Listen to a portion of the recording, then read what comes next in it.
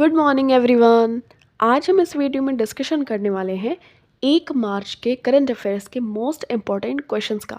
आपके exam perspective से बहुत ही ज़्यादा ये इम्पॉर्टेंट होने वाले हैं, तो इस वजह से हम लोगों ने अब ये करंट अफेयर्स का सेशन स्टार्ट किया हुआ है। आपको रोज़ डेली के डेली करंट अफेयर्स के क्वेश्चंस मिलेंगे। आपको ये वीडियो देखनी है और अपने फ्रेंड्स के साथ भी ज़रूर शेयर करना है। तो स्टार्ट करते हैं अपना फर्स्ट क्वेश्चन। भारत के नए लोकपाल के रूप में किसे नियुक्त किया गया है? तो इसका जो करेक्ट आंसर हो जाएगा वो हो जाएगा अजय मडिक्कराव खानविलकर। तो पूर्व न्यायाधीश AM खानविलकर को नया लोकपाल नियुक्त किया गया है। लोकपाल के साथ 6 अन्य सदस्यों को भी नियुक्ति की गई है। नियुक्त किए गए 3 न्यायिक सदस्य न्यायमूर्ति लिंगप्पा नारायण स्वामी, न्यायमूर्ति संजय यादव, न्यायमूर्ति ऋतुराज अवस्थी हैं। इसके अतिरिक्त यदि बात करें तो नियुक्त किए गए 3 अन्य सदस्य हैं अजय तिर्की, पंकज कुमार और सुशील चंद्रा। ध्यान में रखिएगा कि न्यायमूर्ति पिनाकी चंद्र घोष को 2019 में भारत का पहला लोकपाल नियुक्त किया गया था। ठीक है, तो भारत का पहला लोकपाल पिनाकी चंद्र घोष थे। 2019 में पहली बार नियुक्त किया गया था। लेकिन अभी जो भारत के नए लोकपाल अपॉइंट किए गए हैं उनका नाम है अजय मडिक्कराव खानविलकर। नेक्स्ट देखिए, लोकपाल कौन होता है? लोकपाल और लोकायुक्त अधिनियम 2013 में संघ के लिए लोकपाल और राज्यों के लिए लोकायुक्त की स्थापना की गई थी। यानी कि जो हमारा यूनियन गवर्नमेंट है उसके लिए लोकपाल होता है और लोकायुक्त किसके लिए होता है? तो ये राज्यों के लिए होता है। ये 2013 में स्थापित किया गया था। ये संस्थान बिना किसी वैधानिक निकाय के संवैधानिक स्थिति रखते हैं। तो लोकपाल का बेसिकली यही काम होता है कि जो भी पदाधिकारी होते हैं उनके खिलाफ में जो भी भ्रष्टाचार वो कर रहे हैं, करप्शन कर रहे हैं, तो उसके आरोप और संबंधित मामलों के लिए लोकपाल और लोकायुक्त नियुक्त किए जाते हैं। लोकपाल और लोकायुक्त शब्द डॉक्टर LM सिंघवी के द्वारा गढ़े गए थे। ठीक है, पंचायती राज व्यवस्था में आप इनको जानते होंगे, LM सिंघवी को। लोकपाल एक बहुसदस्यीय निकाय है जिसमें एक अध्यक्ष और अधिकतम 8 सदस्य होते हैं। ध्यान में रखना है, सदस्यों की नियुक्ति चयन समिति की सिफारिश पर राष्ट्रपति के द्वारा की जाती है। ठीक है, अभी हमने 6 सदस्य देखे थे ना, तो टोटल अधिकतम 8 सदस्य हो सकते हैं। तो उन सभी की नियुक्ति किसके सिफारिश पे की जा सकती है? राष्ट्रपति के द्वारा। चयन समिति में प्रधानमंत्री होते हैं, लोकसभा अध्यक्ष होते हैं, लोकसभा में विपक्ष के नेता होते हैं, भारत के मुख्य न्यायाधीश होते हैं या उनके द्वारा नामित अगर कोई न्यायाधीश होता है तो वो, और एक प्रख्यात न्यायविद भी शामिल होता है। तो ये सभी चयन समिति में होते हैं और ये सभी चयन समिति की सिफारिश पर राष्ट्रपति किसी भी लोकपाल और लोकायुक्त को नियुक्त करता है। और ध्यान में रखिएगा, लोकपाल संघ सरकार के लिए होता है और लोकायुक्त राज्यों के लिए होता है। नेक्स्ट देखिए, वैश्विक बौद्धिक संपदा सूचकांक 2024 में भारत का स्थान क्या है? इसका जो करेक्ट आंसर हो जाएगा 42वां। तो इंटेलेक्चुअल प्रॉपर्टी इंडेक्स में ग्लोबली इंडिया की रैंकिंग है 42nd। तो ध्यान में रखिएगा, 55 देशों में से 2023 में क्या थी? 2023 में भी 42वां स्थान था। टॉप 3 देश की बात करें तो वो है अमेरिका, यूनाइटेड किंगडम और फ्रांस। सूचकांक कौन जारी करता है? तो US चैम्बर ऑफ कॉमर्स ये जारी करता है। महत्वपूर्ण सूचकांक का रिवीजन कर लेते हैं। हेनले पासपोर्ट इंडेक्स में 85th नंबर पे है भारत। ऊर्जा संक्रमण सूचकांक में 67th नंबर पे है।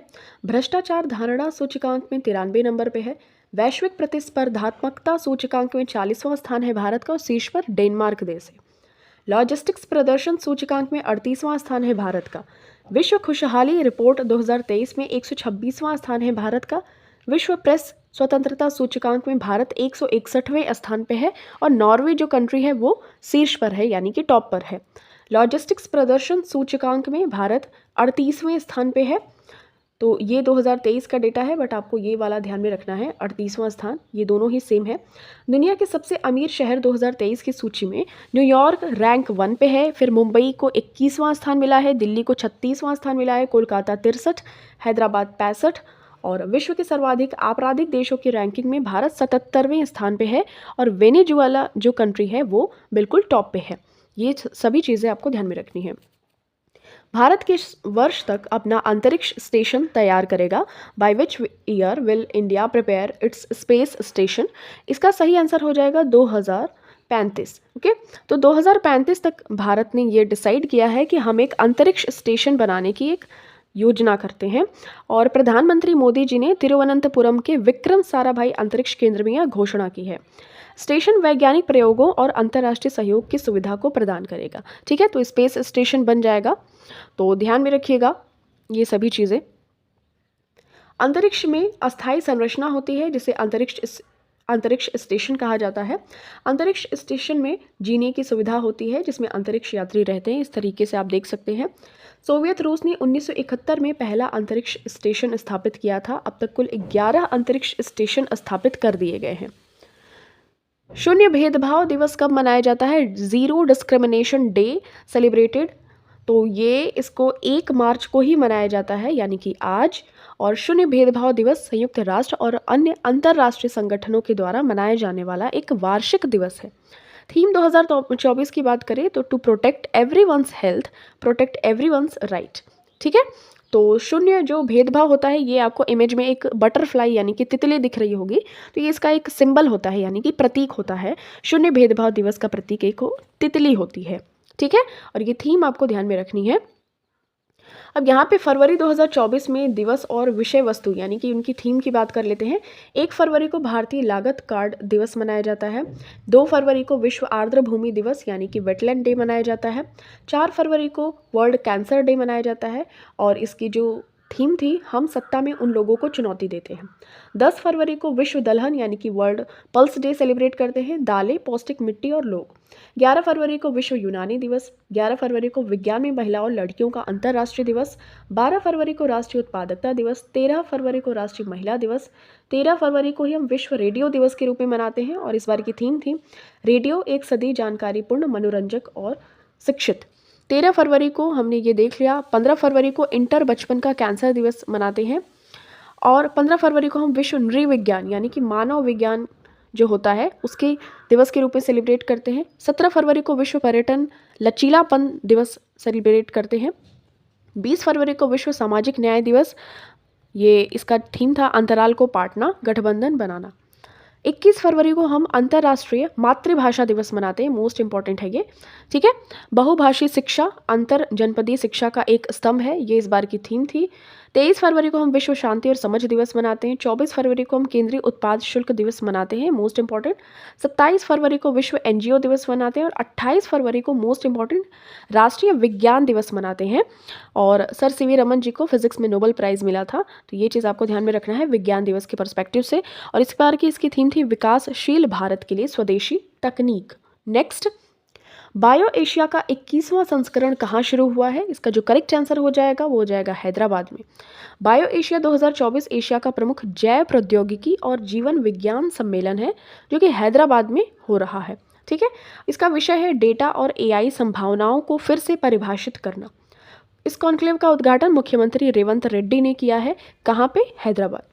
ठीक है, तो बायोटेक और बायोफार्मा कंपनियां भी कॉन्क्लेव में भाग ले रही हैं। नेक्स्ट देखिए, मेजर कॉन्फ्रेंसेस जो हुए थे, सभाएं, उनका रिवीजन कर लेते हैं। भारत टेक्स 2024, तो ये नई दिल्ली में उद्घाटित हुआ था। रायसीना संवाद, ये भी नई दिल्ली में। जल जीवन मिशन और स्वच्छ भारत मिशन ग्रामीण पर राष्ट्रीय सम्मेलन, ये लखनऊ में हुआ था। डोपिंग रोधी सम्मेलन 2024, ये नई दिल्ली में हुआ था।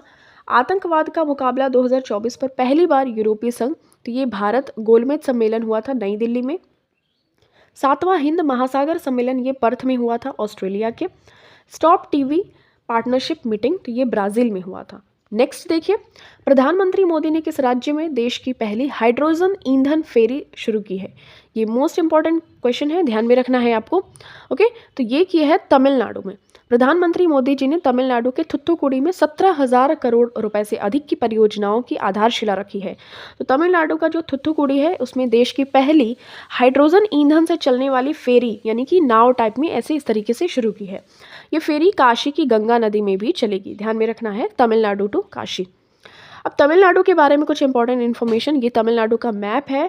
और यदि बात करें राजधानी तो चेन्नई, मुख्यमंत्री है एम के स्टालिन, डीएमके जो पार्टी है उससे। राज्यपाल है आर.एन. रवि। और प्रमुख त्यौहार बात करें पोंगल, थिरुवैयारू महोत्सव, थाईपुसम और जल्लीकट्टू पोंगल के अवसर पर मनाया जाने वाला सबसे लोकप्रिय खेल है तमिलनाडु में। सबसे अधिक जो रामसर साइट्स हैं, ये 16 साइट्स हैं, तमिलनाडु में है। छठा खेलो इंडिया यूथ गेम्स 2023-24 चेन्नई के जवाहरलाल नेहरू स्टेडियम में आयोजित किया गया था। तमिलनाडु के सुपरस्टार विजय ने 2 फरवरी 2024 को तमिलनाडु और पुडुचेरी में तमिलगा वेट्री कज़गम टीवी के यानी कि राजनीतिक दल की स्थापना की थी, जो वहाँ के सुपरस्टार विजय हैं। ठीक है, नेक्स्ट, ब्रिटेन के राजा मानद नाइटहुड से सम्मानित होने वाले पहले भारतीय कौन बनेंगे? तो ये who will be become the first Indian to be awarded an honorary knighthood, ठीक है, by the King of United Kingdom. तो ये भारती मित्तल। ध्यान में रखिएगा कि जो ब्रिटेन के किंग चार्ल्स थर्ड हैं, उनके द्वारा जो नाइटहुड की उपाधि देने वाले हैं वो ब्रिटेन के द्वारा, तो पहले भारतीय बनेंगे श्री सुनील भारती मित्तल। सुनील भारती मित्तल हैं, ये आपको इमेज में देख सकते हैं, और भारतीय इंटरप्राइजेस के संस्थापक और अध्यक्ष हैं, इसलिए इनको दिया जा रहा है नाइटहुड की उपाधि बाय यूनाइटेड किंगडम।